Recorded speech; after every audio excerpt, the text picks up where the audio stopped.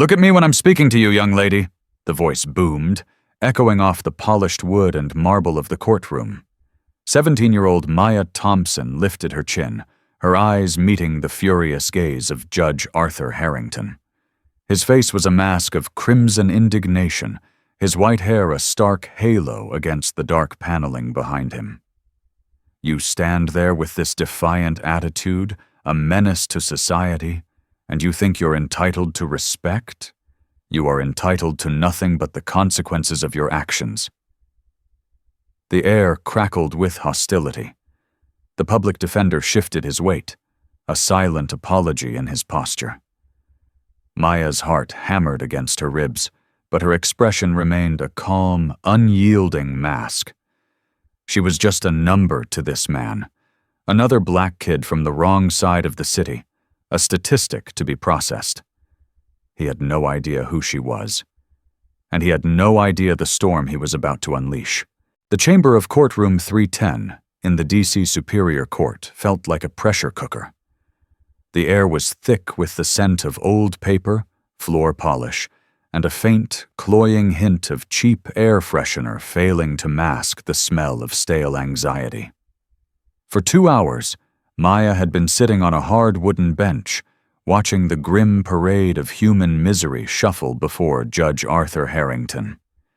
He was a man who seemed to wield his gavel like a weapon, his pronouncements falling like hammer blows on the lives of the mostly black and brown faces that looked up at him with a mixture of fear and desperation. Now it was her turn. Case 2025, CR 00891, The People versus Maya Thompson. The bailiff droned, his voice devoid of emotion. Charges are failure to disperse and resisting arrest. Maya stood, flanked by her court-appointed lawyer, a tired-looking man named Mr. Davies, whose suit seemed a size too big for his slumped shoulders. She kept her hands clasped behind her back, a trick her father had taught her to project a sense of calm and control, even when her insides were churning. Judge Harrington peered down from his elevated throne, his reading glasses perched on the end of his nose. He scanned the file before him, his lip curling into a sneer. Maya Thompson, 17 years old, no priors. He looked up, his pale blue eyes sweeping over her, lingering on her simple black hoodie and jeans. It wasn't a glance. It was an assessment, a judgment rendered before a single word of testimony had been spoken.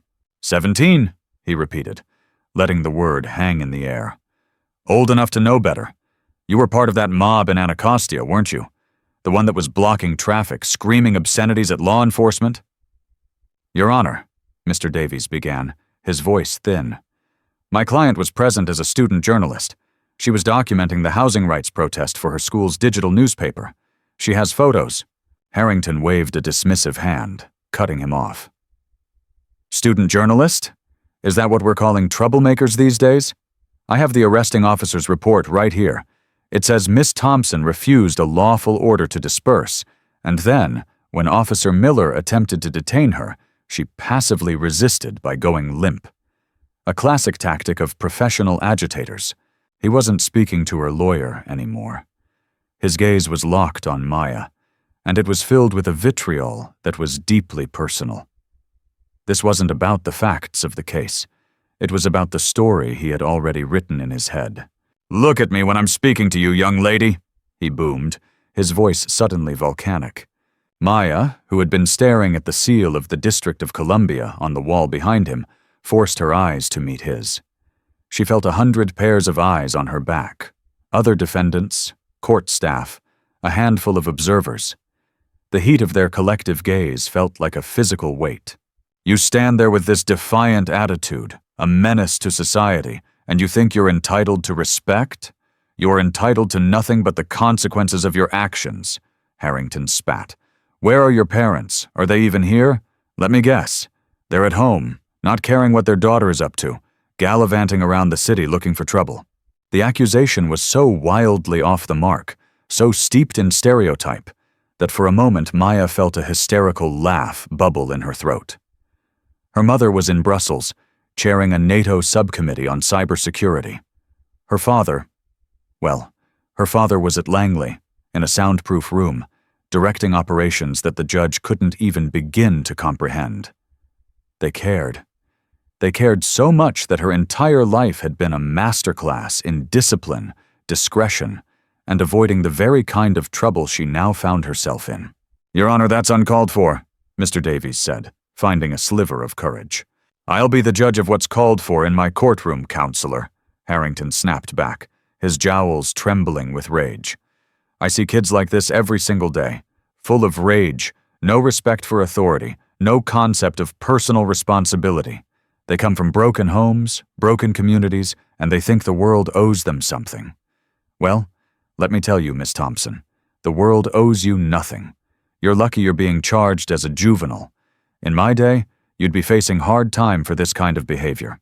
Every word was a calculated insult, designed to strip her of her dignity, to reduce her to a caricature. He wanted her to cry. He wanted her to scream, to prove his assessment of her correct. She could feel the anger coiling in her stomach, a hot, venomous snake. It would be so easy to let it strike. But then she remembered her father's voice, calm and steady, from a conversation they'd had years ago after a kid at school had called her a racial slur. Anger is a tool, Maya. You can use it to build, or you can let it use you to burn everything down. The powerful want you to burn. They want an excuse. Don't ever give it to them. Your mind, your composure, that's the weapon they can't see and don't know how to fight. So, she held the judge's glare. She let him empty his venom, let his words wash over her. She didn't flinch. She didn't look away. Her silence was a shield, and she could see in the flicker of his eyes that it was frustrating him more than any outburst could. "What's the plea, Counselor?" Harrington finally asked, turning his attention back to the paperwork, as if the human being in front of him had ceased to exist. "Not guilty, Your Honor," Mr. Davies said. Harrington let out a short, derisive laugh. "Not guilty? Of course. It's never your fault, is it?" He scribbled something on a form. "Fine. You want to waste the court's time? We'll waste it. Bail is set at $5,000. Trial date in 6 weeks. Next case." The gavel slammed down, the sound a definitive, deafening crack. A female bailiff stepped forward and gently touched Maya's arm. "This way, miss." As she was led toward a side door, Maya took one last look back. Judge Harrington was already focused on the next defendant, a young Latino man in a paint-splattered workshirt. The judge's face was already twisting into the same mask of contempt. Maya wasn't just a case file. She was a pattern. And in that moment, she knew this was no longer just about her. 4 days earlier, the late afternoon sun cast long, dramatic shadows across the Frederick Douglass Memorial Bridge. Maya leaned against the railing, the cool metal a stark contrast to the humid September air. Below, the Anacostia River flowed sluggishly, its surface reflecting the bruised purple and orange hues of the twilight sky. She wasn't looking at the water, though. Her attention, and the lens of her Canon EOS 90D, was focused on the crowd gathered in the park below. This was her element. The world made sense through a viewfinder. It allowed her to be both a part of the moment and an observer of it, to find the quiet details in the midst of chaos, to capture the one face in the crowd that told the whole story. Her father, General Marcus Thompson, director of the Central Intelligence Agency, saw the world in terms of threats, assets, and geopolitical strategy. Her mother, Ambassador Eleanor Vance, saw it as a complex web of diplomacy and negotiation. Maya saw it in frames, in light and shadow, in the unguarded expressions that revealed the truth of a person's soul. Today, the story was in Anacostia Park. It was a housing rights protest, organized by a local coalition called DC Homes for All. They were protesting the sale of a publicly owned apartment complex, Parkside Terrace, to a luxury developer. Hundreds of families, many of whom had lived there for generations, were facing eviction. Maya had been following the story for weeks for The Urban Observer, her high school's award-winning digital paper. She'd interviewed tenants, community organizers, and even tried to get a comment from the developer, who had a PR firm send back a sterile, jargon-filled statement about urban revitalization. She knew the people in this crowd. She'd sat in the living room of Mrs. Henderson, an 82-year-old great-grandmother who was terrified of being forced out of the only home she'd ever known. She'd listened to a young father, a city bus driver, talk about the impossibility of finding another affordable 3-bedroom apartment anywhere in the district. This wasn't an abstract issue for her. Her life was a gilded cage, a carefully curated existence of secure townhouses in Georgetown, armored SUVs, and a security detail that was a constant, shadowy presence. She knew privilege. She lived it, breathed it, and at times suffocated under it. Photography was her escape, her way of connecting with a world that her father's job tried to keep at a distance. It was her rebellion, a quiet insistence on seeing things for herself. She zoomed in on a young woman chanting into a megaphone, her face a portrait of fierce determination. Click. She panned to a group of children holding hand-painted signs that read, "Don't evict my grandma," and "Honk for homes." Click. Click.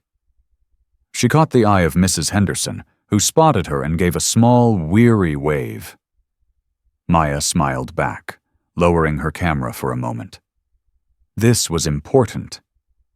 This mattered. The plan was simple. The protesters would march peacefully across the bridge to the John A. Wilson Building, the city's government headquarters, to hold a vigil. The police presence was heavy, but it seemed routine. Officers in standard uniforms formed a loose perimeter, their expressions bored, almost indifferent.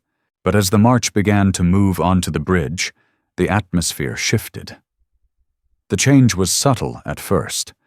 A new tension in the air, the arrival of more police cruisers, their lights flashing silently. Then, from the other side of the bridge, a phalanx of officers in full riot gear appeared, forming a solid, impassable wall. They were trapped. Panic began to ripple through the crowd. The chanting faltered, replaced by confused and angry shouts. "We have a permit!" someone yelled. "This is a peaceful march!" A pre-recorded voice blared from a loudspeaker, distorted and metallic. "This is the Metropolitan Police Department. This gathering is now an unlawful assembly. You are ordered to disperse immediately." Disperse where? They were boxed in. Maya felt a surge of adrenaline. This was the story. This was the moment everything changed. She kept shooting, her camera a shield against the rising fear. She captured the confusion on the protesters' faces turning to anger, the grim, faceless anonymity of the officers' helmets, the setting sun glinting off their visors. Then the police line advanced, not with tear gas or batons, but with a slow, relentless push, using their shields to shove the crowd back on itself. People stumbled. A child started to cry. The pressure from behind grew as people at the back, unaware of the wall of riot police in front, continued to push forward. Maya was small and nimble. She ducked and weaved, trying to get to the edge of the crowd to find an escape. She saw an officer, a big man with a thick neck and a nameplate that read, "Miller," grab the arm of the young woman who had been leading the chants. The woman pulled back, shouting, "I'm not doing anything!" Maya raised her camera. She had a clear shot. Officer Miller saw her. His eyes narrowed, a flash of pure fury in them. He let go of the woman and started moving toward Maya. "Put the camera down!" he bellowed. Maya froze for a split second. Her training, the endless security briefings, the hypothetical scenarios drilled into her since she was a child, screamed at her to comply, to de-escalate, to make herself small and unthreatening. But the journalist in her, the part that believed in witnessing, in documenting the truth, refused. She held her ground and took the picture.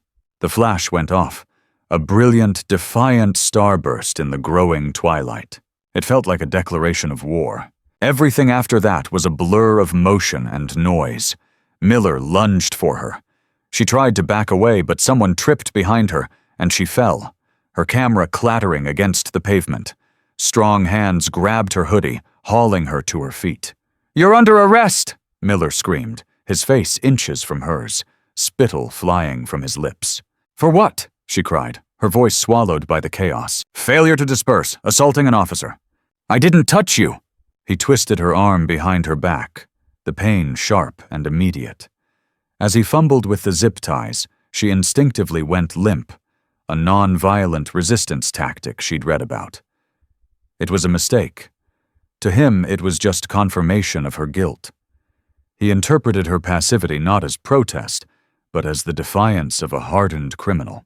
As he pushed her toward a police van, she saw her camera on the ground, its lens shattered. The story was over, and a new, terrifying one was just beginning. The holding cell was a study in beige and despair. Maya sat on a cold, metal bench, her arms wrapped around herself. For hours, she had been a ghost in the machine of the justice system, processed, fingerprinted, and photographed. They had taken her phone, her wallet, and the strap from her hoodie. She was no longer Maya Thompson, student, photographer, daughter. She was inmate Nunger 734B. Mr. Davies had appeared late that night, a lifeline of rumpled linen and weary empathy.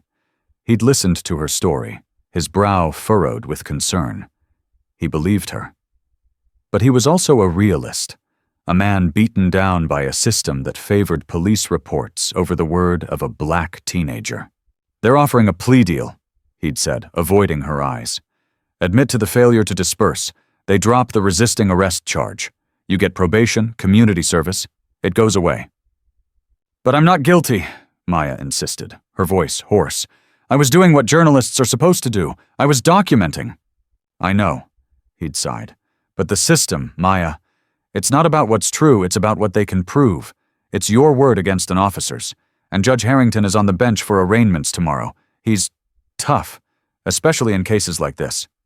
Her father's rule, the cardinal rule of her entire life, was to never, ever use his name or position. It was for her safety, for the security of the nation. Drawing attention was the one unforgivable sin. Asking for a plea deal was the logical, sensible choice. It was the choice that would keep her name out of the papers, that would prevent 1,000 headaches for her parents. But it felt like a betrayal of Mrs. Henderson, of the protesters, of the truth she had tried to capture through her shattered lens.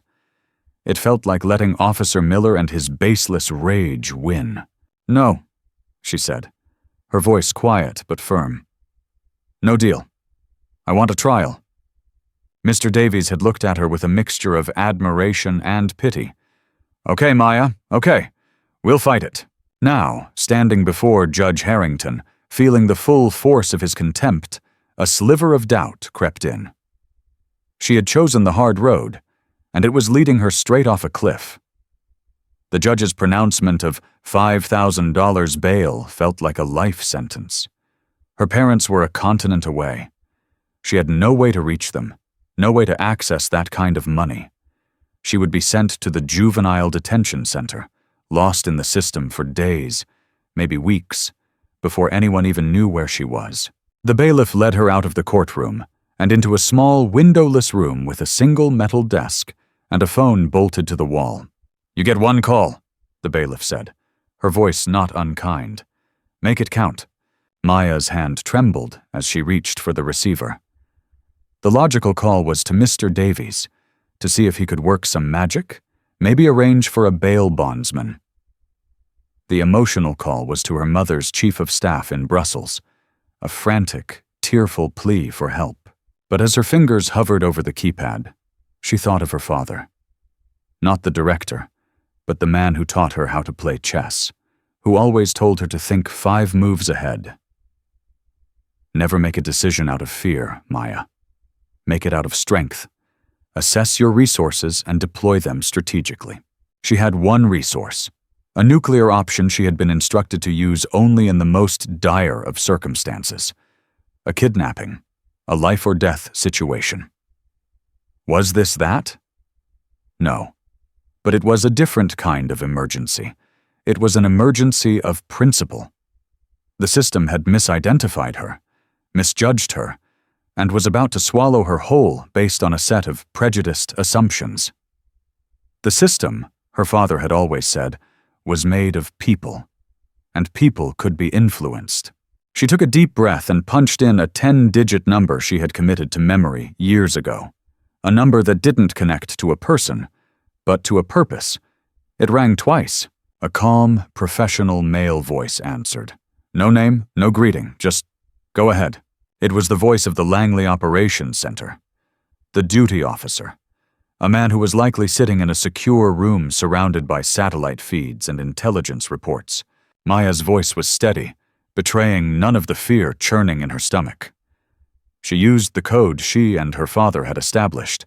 "This is Nightingale," she said, using the call sign he'd given her. "I have a broken arrow on a domestic front." Broken arrow was their code for a critical situation where a principal was compromised and unable to self-extract. There was a pause on the other end, no longer than a heartbeat, but in it, Maya could feel the gears of a vast and powerful machine beginning to turn. Alarms were likely sounding. Protocols were being activated. "Nightingale, confirm your authentication," the voice said, still unnervingly calm. "Orion's belt shines brightest in winter," she replied, the ridiculous-sounding passphrase feeling heavy and real on her tongue. Another fractional pause. "Authentication confirmed. What is your location?" "DC Superior Court, Moultrie Courthouse, courtroom 310. I am in custody." "Nature of the situation?" "Misidentification, unlawful detention. Presiding judge is Arthur Harrington." She chose her words carefully. She wasn't asking for an extraction.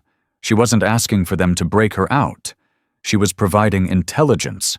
She was trusting her father, and the apparatus he commanded, to understand the nuance of the situation. This wasn't about force. It was about information and leverage. "Stand by, Nightingale," the voice said. "Asset is being deployed. ETA is 20 minutes. The line went dead. Maya slowly placed the receiver back in its cradle. Her heart was pounding. She had just lit a fuse, and she had no idea how big the explosion would be. She had broken the cardinal rule to uphold a principle. The bailiff looked at her, a question in her eyes. "Everything okay?" Maya nodded, a strange sense of calm settling over her. "Yes," she said. "Everything's going to be fine." She sat down on the chair, folded her hands in her lap, and waited. The next move was on the board. And it wasn't hers to make. For the first time in 24 hours, she felt like she wasn't playing defense. She was part of a coordinated attack. The 20 minutes passed like a lifetime. Maya was taken to a larger communal holding area, a drab room filled with the quiet despair of a dozen other people waiting for their fates to be decided. The air was stale with the smell of sweat and fear. No one spoke. The only sound was the rhythmic squeak of a guard's shoes in the hallway. Maya found a corner and sat on the floor, pulling her knees to her chest. She replayed the phone call in her mind. Asset is being deployed. What did that even mean? Was a team of black-suited agents going to storm the courthouse? Was her father himself about to walk through the door? The thought was absurd. General Marcus Thompson hadn't walked through a public door without a pre-screened security sweep in over a decade. He was a man who lived in the shadows. This, a noisy, public, and messy courthouse drama, was his worst nightmare. She felt a pang of guilt. Had she been selfish? Had she put her own pride, her own sense of injustice, ahead of his safety and the monumental responsibilities he carried? Maybe she should have just taken the plea deal. A guard's voice cut through her thoughts. "Thompson!" Maya looked up. The guard was pointing at her. Someone's here to see you. Your lawyer, I think. Her lawyer? Mr. Davies was good, but he wasn't 20 minutes ETA good. Puzzled, she stood and followed the guard back down the hallway, her heart starting to beat a little faster. They didn't go back to the small phone room. Instead, the guard led her to a private consultation room, usually reserved for serious felony cases. As the guard unlocked the door, she heard voices from inside, the low, placating tones of Mr. Davies, and another voice, a woman's, calm, crisp, and radiating an authority that was utterly at odds with the setting. "And I assure you, counselor, your client's best interests are our sole priority," the woman was saying as Maya entered. The room was small, but it felt crowded. Mr. Davies stood by the table, looking bewildered. A senior-looking court administrator stood by the door, wringing his hands. And sitting at the table, as if she were in a corporate boardroom and not a courthouse basement, was a woman in a perfectly tailored gray pantsuit. She was in her late 40s, with sharp features, intelligent eyes, and not a single strand of her dark hair out of place. She had no briefcase, no purse, just an aura of intense, focused competence. She rose as Maya entered. "Maya," she said, her voice softening slightly. "I'm Sarah Bryn. I work with your father. We're going to sort this out." Maya knew the name. Sarah Bryn was her father's chief of staff. She was the gatekeeper, the fixer, the person who made the trains run on time in the clandestine world of intelligence. Seeing her here, in the flesh, was more shocking than if the Secretary of Defense had shown up. "What's happening?" Maya asked, her voice barely a whisper. Sarah gave a brief, reassuring smile. "Just a misunderstanding that we're clearing up. Mr. Davies has been briefing me." She turned to the court administrator. "Mr. Henderson, I believe you have what you need now." The administrator, Henderson, nodded nervously. "Yes, ma'am. Judge Harrington is being informed. He's requested to see you and Miss Thompson in his chambers. Immediately." "That won't be necessary," Sarah said, her tone polite but leaving no room for negotiation. "This is a public charge, and it will be dealt with in a public courtroom. Please inform the judge that we will be returning to courtroom 310 in 5 minutes." Henderson looked like he wanted to argue. Then he seemed to think better of it. He just nodded again and scurried out of the room. Sarah turned her attention back to Maya. "Are you all right?" "I think so," Maya said, feeling dizzy. "How did you—" "Your father has a very efficient team," Sarah said, a slight understatement. "The moment your call came in, we had eyes on everything. We pulled the arrest report, the body cam footage from the officer, which, by the way, mysteriously cuts out the moment he approaches you, and the judge's case history." She glanced at Mr. Davies. "His record of overturned convictions due to judicial bias is significant." Mr. Davies swallowed hard. I wasn't aware. Few are. It's not something the DC Bar likes to publicize," Sarah said dryly. "Now, here's what's going to happen. We're going to go back into that courtroom. The prosecuting attorney is already preparing a motion to dismiss all charges, which the judge will grant. Your bail will be exonerated. You will walk out the front door. Is that clear?" Maya nodded, her mind reeling. It was happening so fast. The massive, immovable gears of the system that had been grinding her down were suddenly, miraculously, reversing direction. "One more thing," Sarah said, her expression becoming serious. She looked directly at Maya. "Your father wants you to know that he is proud of you for standing on principle. But he also wants you to understand that today, a line was crossed. Not by you, but for you. This kind of intervention is a one-time only event. It carries risks we can't afford to take again." The message was clear. They had moved heaven and earth for her this time, but they had also exposed themselves. A CIA director's daughter getting arrested at a protest was a political powder keg. Using agency resources to intervene, no matter how discreetly, was playing with fire. "I understand," Maya said, and she meant it. She saw the full picture now. the delicate balance her parents maintained every single day, and how she had nearly thrown it all into chaos. "Good," Sarah said, her demeanor shifting back to brisk efficiency. "Let's go. Let's not keep the judge waiting." As they walked down the hallway, back toward the courtroom, it felt like a dream. Mr. Davies walked beside Maya, looking utterly shell-shocked. Sarah Bryn walked in front of them, her heels clicking with quiet purpose on the linoleum floor. She was the asset. Not a soldier, but a strategist, armed with information and influence. And she was about to walk into Judge Harrington's courtroom and dismantle his world, one polite, irrefutable sentence at a time. The atmosphere in courtroom 310 had changed dramatically. The bored indifference was gone, replaced by a tense, electric curiosity. Word had spread through the courthouse grapevine that something unusual was happening with the last case of the morning. Clerks lingered in doorways. Bailiffs stood straighter. Even the defendants waiting on the benches seemed to be paying attention. When the side door opened and Maya walked back in, a murmur went through the room. She wasn't flanked by a guard this time. She walked between Mr. Davies, who looked like he'd aged 5 years in the last half hour, and Sarah Bryn, who surveyed the room with the cool, analytical gaze of a chess master assessing the board. At the bench, Judge Arthur Harrington sat stiffly, his face pale and drawn. The crimson rage was gone, replaced by a tight, anxious grimness. He had clearly been informed, and whatever information he had received had shaken him to his core.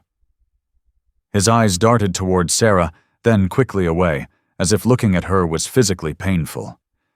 He knew he was no longer the most powerful person in the room. The young prosecuting attorney, a man barely out of law school, stood at his table, shuffling papers with trembling hands. "Your Honor," the prosecutor began, his voice cracking slightly. "Regarding the case of the People versus Maya Thompson, 2025 CR 00891, the government would like to make a motion." Harrington nodded curtly, his eyes fixed on some point in the middle distance. "Proceed, Counselor." After a rapid and thorough review of the evidence, including supplementary materials that have just come to our attention, the government does not believe it can meet its burden of proof in this matter. Therefore, we move to dismiss all charges against Miss Thompson in the interest of justice. The words hung in the stunned silence of the courtroom. In the interest of justice. It was a standard legal phrase, but today it felt loaded, a direct and damning indictment of the injustice that had occurred in this very room less than an hour ago. Harrington cleared his throat. "The court has reviewed the motion." He was reading from a script now, his voice a monotone. "Motion to dismiss is granted. All charges against the defendant, Maya Thompson, are hereby dropped. Bail is exonerated. This case is closed." He raised his gavel, as if to bring the proceedings to a swift end. But Sarah Bryn took one step forward. "Your Honor," she said, her voice perfectly modulated, carrying to every corner of the room. It was not loud, but it commanded absolute attention. Harrington froze, his gavel hovering in midair. "Yes, this matter is concluded." "Not entirely," Sarah replied smoothly. "While my client is grateful for the prosecutor's sound judgment, we have the outstanding matter of the judicial conduct that occurred during the arraignment." A collective gasp went through the gallery. You didn't challenge a judge in his own courtroom. It was professional suicide. Harrington's face went from pale to ashen. "I don't know what you're referring to," he stammered. "I treated the defendant with the same professional courtesy I extend to all—" "Did you?" Sarah interrupted, her voice still calm, but now laced with ice.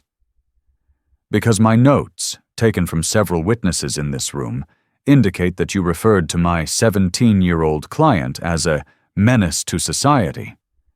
You baselessly and publicly maligned her parents, making prejudiced assumptions about their character and involvement in her life.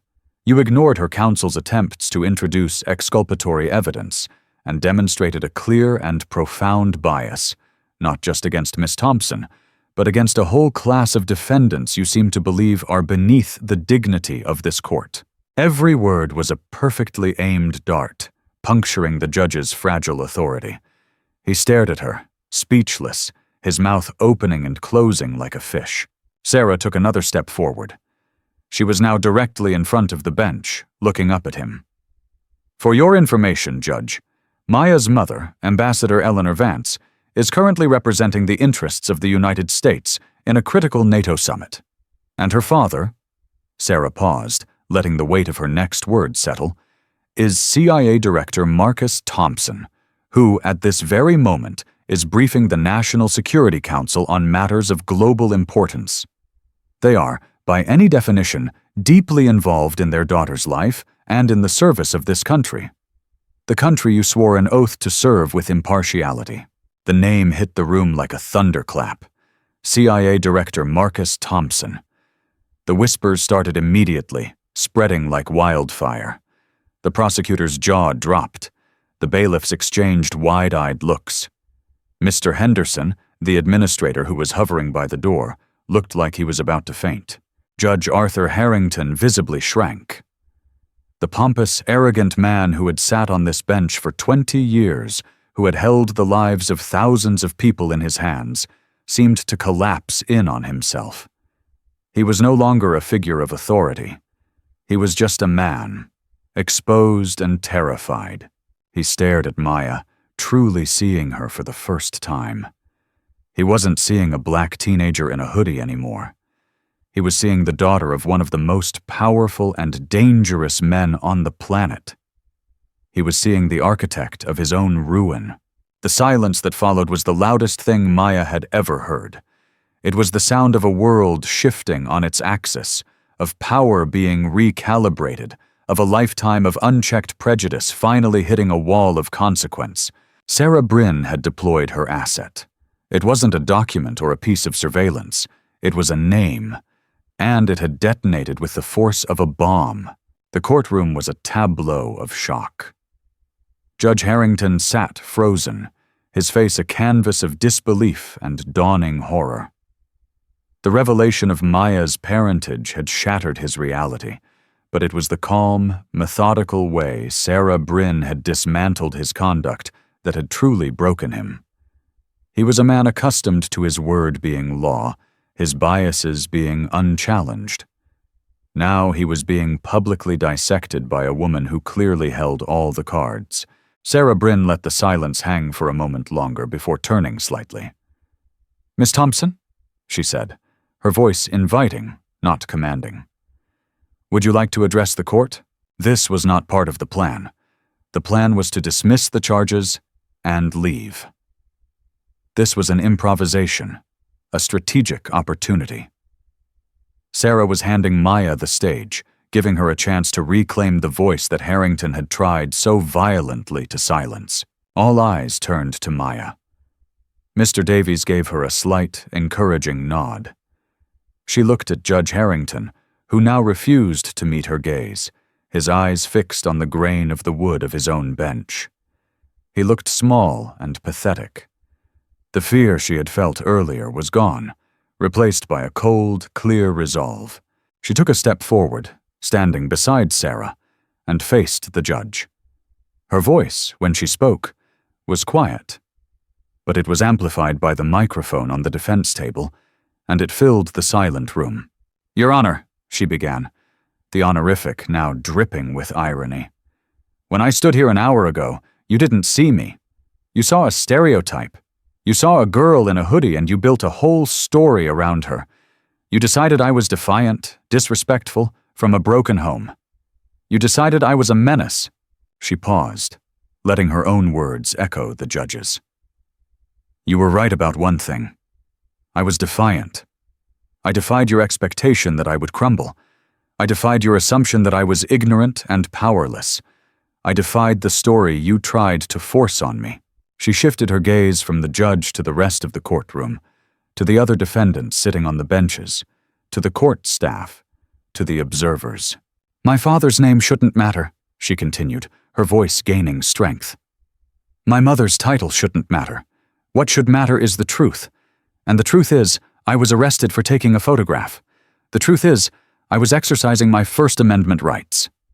The truth is, the only reason my charges are being dropped right now is because of a phone call that most people in this city, in this country, could never make. She looked back at Harrington, her eyes locking onto his. What about them, Judge? What about the person who was before me, and the person who was supposed to be after me?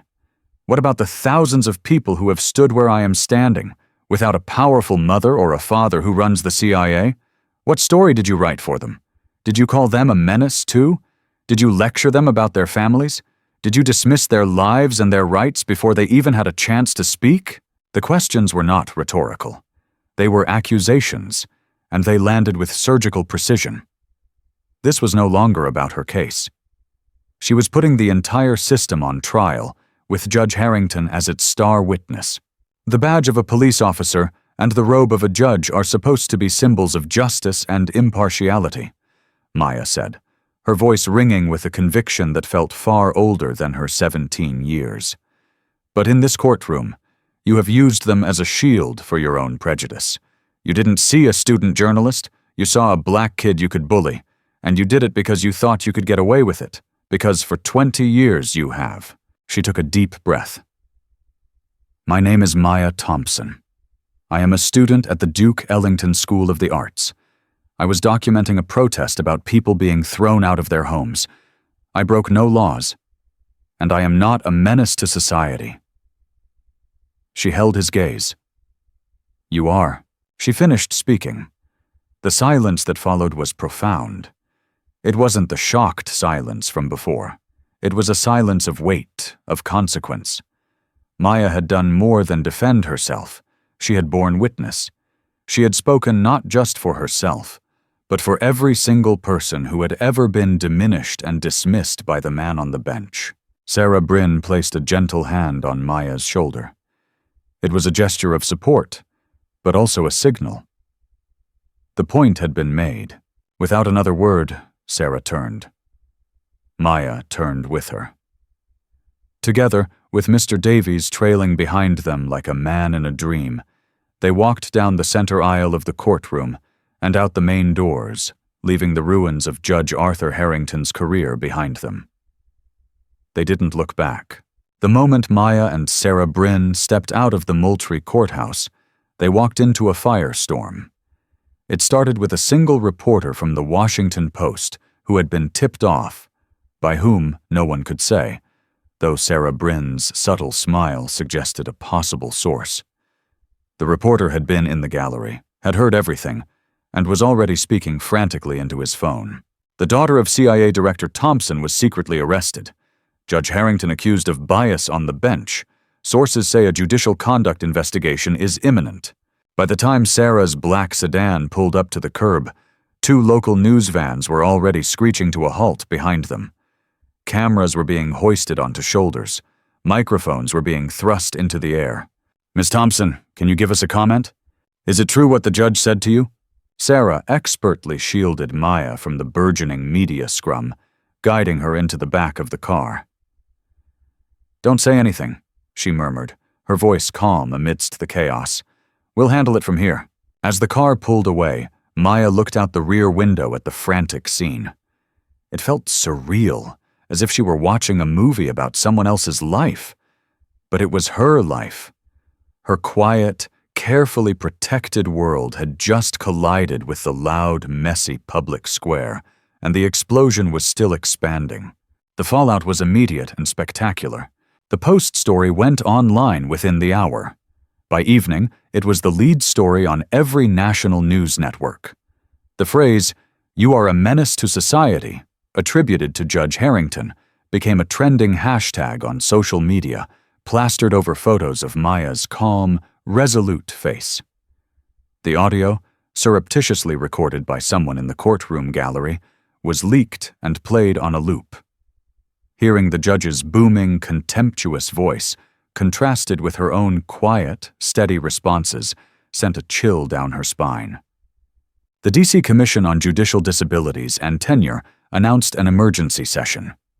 Before the end of the day, Judge Arthur Harrington was placed on administrative leave, pending a full investigation. His career, for all intents and purposes, was over. He released a short, fumbled statement through a lawyer, speaking of a misunderstanding and his long and dedicated service to the community. But no one was buying it. The recording was too damning, the witness too credible. The consequences rippled outward. The public defender's office launched a full-scale review of every case Harrington had presided over in the last 5 years involving juvenile defendants, looking for patterns of bias and disproportionate sentencing. Civil rights organizations called for a broader investigation into the D.C. Superior Court system. Officer Miller, the arresting officer, was placed on desk duty when the Post reported on his body cam footage conveniently malfunctioning at the key moment of Maya's arrest. At Parkside Terrace, the apartment complex at the heart of the protest, something remarkable happened. The developer, a notoriously press-shy real estate magnate, suddenly found his company's name linked to the story of the CIA director's daughter being arrested while covering the plight of his tenants. The optics were a nightmare. Within a week, facing a PR disaster and pressure from the mayor's office, the developer announced he was pulling out of the deal. The city, in a stunning reversal, pledged to work with the Tenants Association to convert the building into a limited equity cooperative. Mrs. Henderson would not be losing her home. For Maya, life became a whirlwind. Her face was everywhere. She was hailed as a hero, a young activist who had spoken truth to power. She received interview requests from every major news anchor. Her school's digital paper, the Urban Observer, had more traffic in a single day than it had in its entire existence. Her parents flew back from Europe immediately. The meeting in the living room of their Georgetown townhouse was tense. Her mother, Eleanor, hugged her fiercely, her relief palpable. Her father, Marcus, was more reserved. He stood by the fireplace, his face unreadable. "You did the right thing, Maya," he said finally, his voice quiet. "You were brave and you were right. I'm proud of you." Maya felt a wave of relief so powerful it almost buckled her knees. "But," he continued, his eyes serious, "you need to understand the forces you've unleashed. You've made yourself a public figure. That makes you a target. It makes us a target. Things will have to be different now. Your security, your privacy, it's all changed." He was right. Her old life, the one where she could move through the city as a relatively anonymous observer, was over.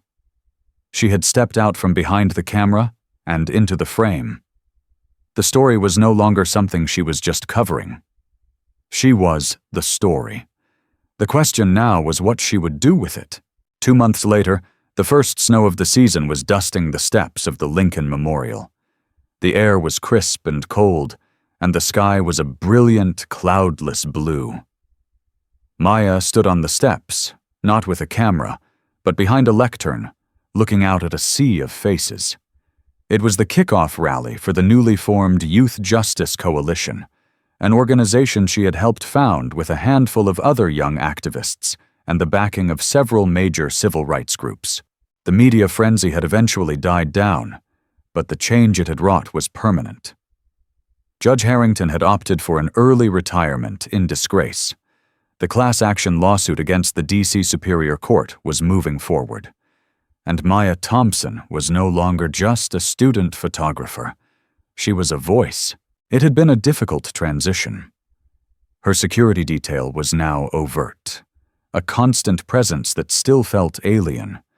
Her friendships had been tested, some strained by the new reality of her life, others strengthened by it. She had struggled with the weight of expectation, the feeling that she had to be a perfect symbol, a flawless advocate. It was her father who had helped her find her footing, in his own quiet, strategic way. One evening, he'd found her hunched over her laptop, agonizing over a speech. "You're trying to be what everyone wants you to be," he'd said, sitting down across from her. "A politician, a firebrand, an icon. But that's not who you are." "Who am I then?" she'd asked, exasperated. "You're a witness," he replied. It's what you've always been. Your strength isn't in shouting slogans. It's in seeing things clearly and telling the truth about what you see. Through your camera, and now, through your words. Don't ever lose that. It's your greatest weapon." He was right. She wasn't a politician. She was a storyteller.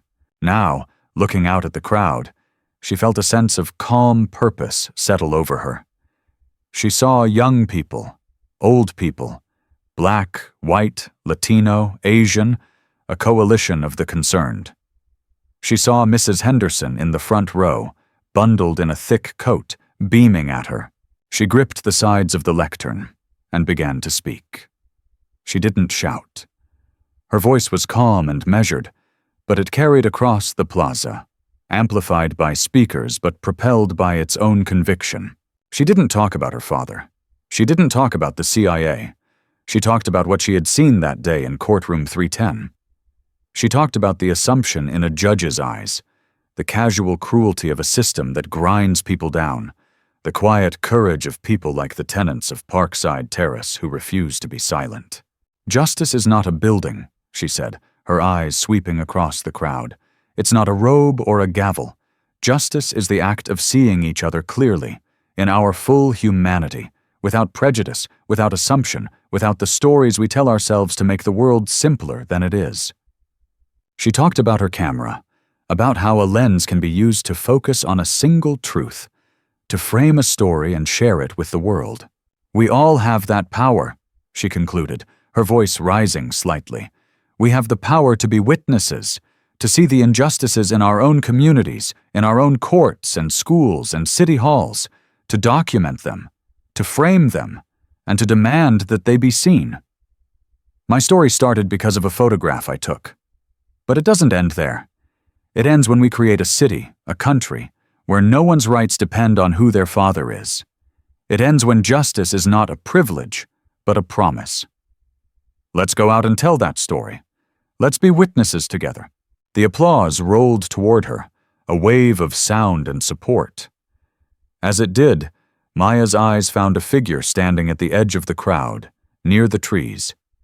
It was her father, flanked by two discreet agents.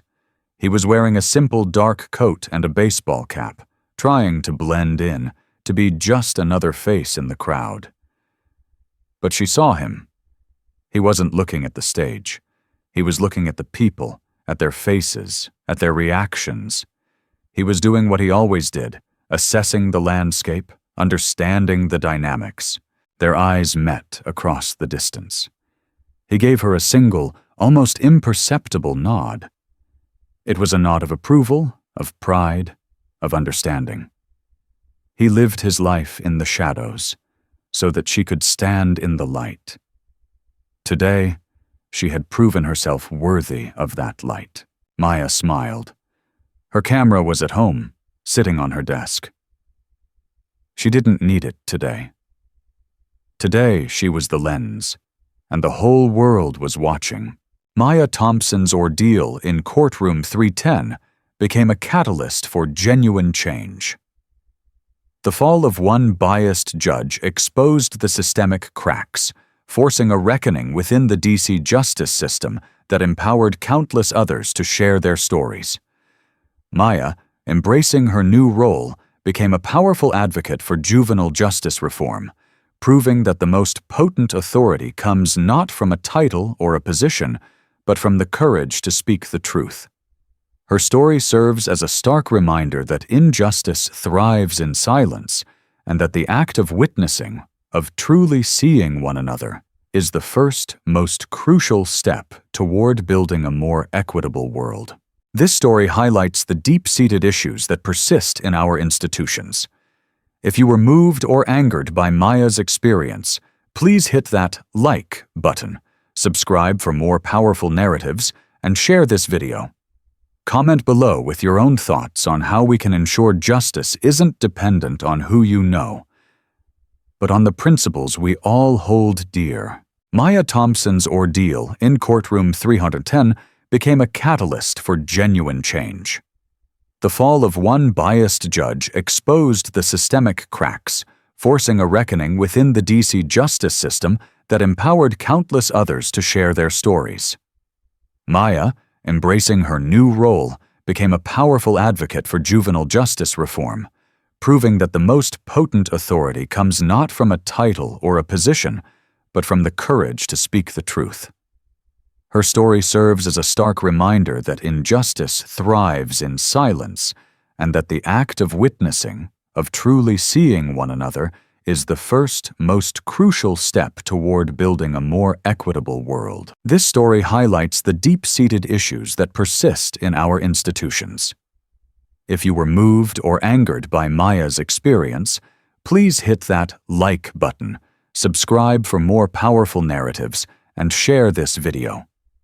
Comment below with your own thoughts on how we can ensure justice isn't dependent on who you know, but on the principles we all hold dear.